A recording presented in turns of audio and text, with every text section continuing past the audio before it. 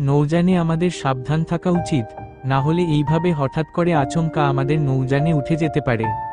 নৌযানের আওয়াজ বা উপস্থিতি নীল তিমিকে বিরক্ত করতে যাবেন না, ফলে তারা আচমকা লাফ দিতে পারে বা অন্যভাবে প্রতিক্রিয়া জানাতে পারে, যা কাছাকাছি থাকা লঞ্চের জন্য ঝুঁকিপূর্ণ।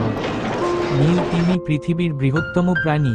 এই তিমির দৈর্ঘ্যে প্রায় ৮০ থেকে ১০০ ফুট হতে পারে এবং এদের ওজনে প্রায় ১৫০ টন পর্যন্ত হতে পারে। বিজ্ঞানীরা নীল তিমি নিয়ে বিভিন্ন গবেষণা পরিচালনা করেছেন। অ্যান্টার্কটিকায় ১৫ বছরের এক গবেষণায় নীল তিমির শব্দ বা ভাষা সম্পর্কে গুরুত্বপূর্ণ তথ্য উদ্ঘাটন করেছেন।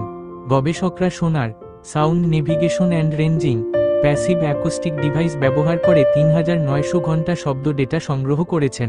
তাদের বিশ্লেষণে দেখা গেছে, নীল তিমি ৩ ধরনের শব্দ উৎপন্ন করে।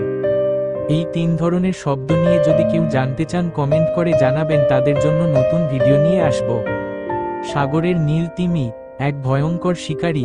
সাগরের নীল তিমি দেখতে শান্ত, কিন্তু জানেন কি, এরা হতে পারে আমাদের জন্য ভয়ঙ্কর।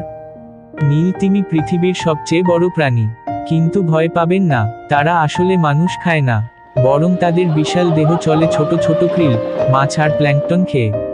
তবে সাগরে লঞ্চ বা ট্রলার দিয়ে চলার সময় কখনো কখনো আপনার জন্য বিপদের কারণ হতে পারে। তারা আপনার লঞ্চটি আটকে দিয়ে আপনাকে কিছু সংকেত দিবে, সেগুলো দেখে বুঝবেন তারা ক্ষুধার্ত, কিছু খেতে দিলে তারা চলে যাবে।